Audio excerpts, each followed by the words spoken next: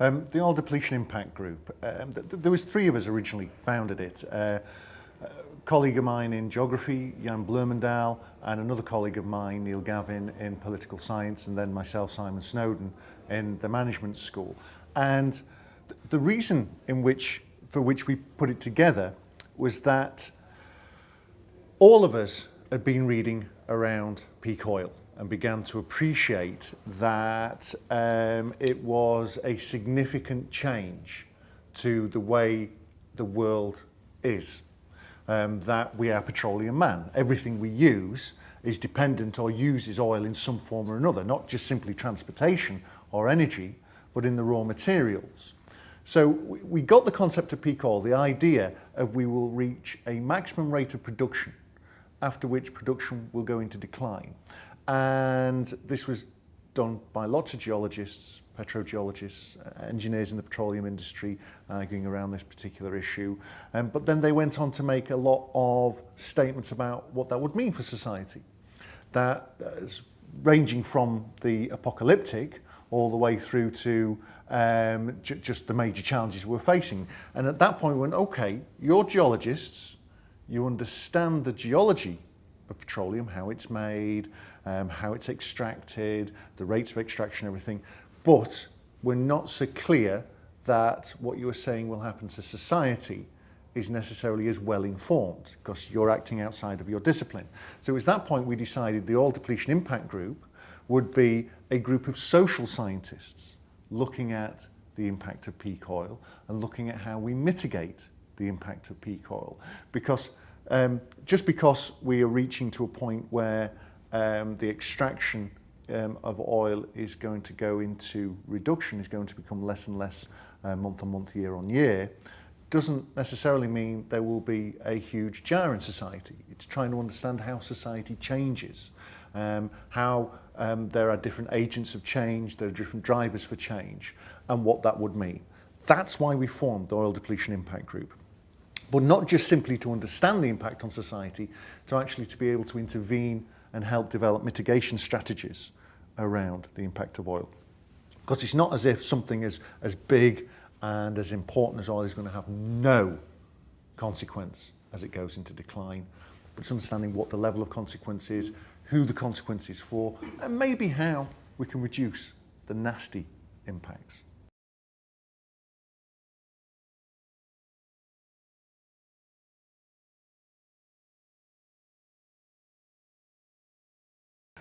It's not so much finding more oil, whether they will or they won't, I don't know.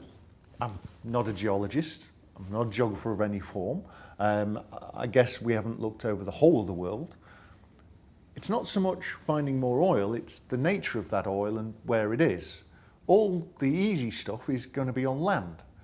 What we're seeing with BP and the massive spill happening off of the east coast of America is a consequence of having to go for oil in much less accessible areas. If that leak had happened in the North Sea, we would have been able to fix it much quicker because it's only a few hundred feet underwater. Human beings can operate at that kind of depths. But where it is happening in the Gulf is much, much deeper. They have to have robots operating down there. It's much more difficult to actually put solutions in place because it's a much harder and more extreme environment in which they're operating. So there may be more oil out there, but it's going to be a lot more expensive to extract. There's going to be a lot more risk involved in extraction.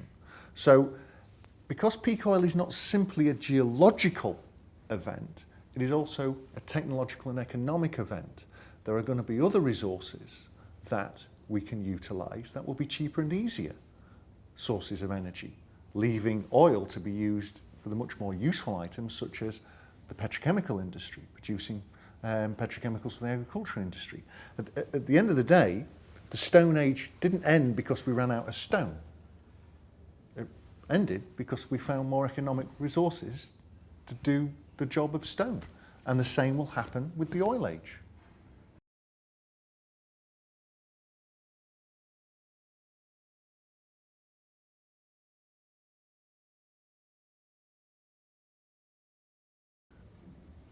To be able to mitigate, to be able to affect a change, you must first of all understand what that change is. So it's a starting point, okay?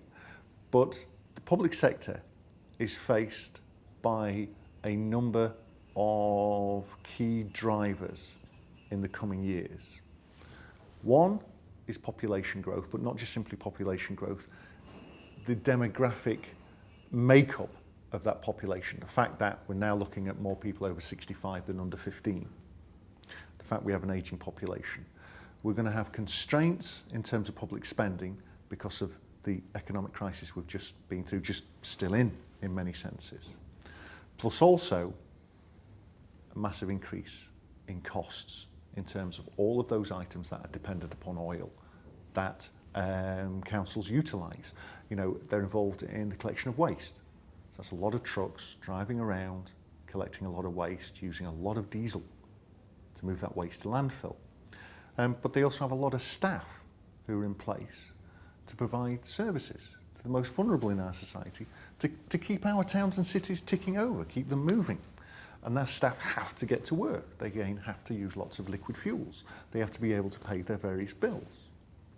So they need to understand how oil and oil price especially is a dynamic in amongst the other drivers that they're facing, because we are inevitably looking at a change in the way in which we do things, the role that the state plays in people's lives, because it's got more and more work to do with less and less money. So it cannot continue to do it the way that it is doing it at the moment. It needs to find new, more innovative, more creative methods. And I think it's how the question of peak oil fits in the question that, or the many questions that local authorities are facing. It's not just simply one in isolation, and it is integral to many of those questions as well.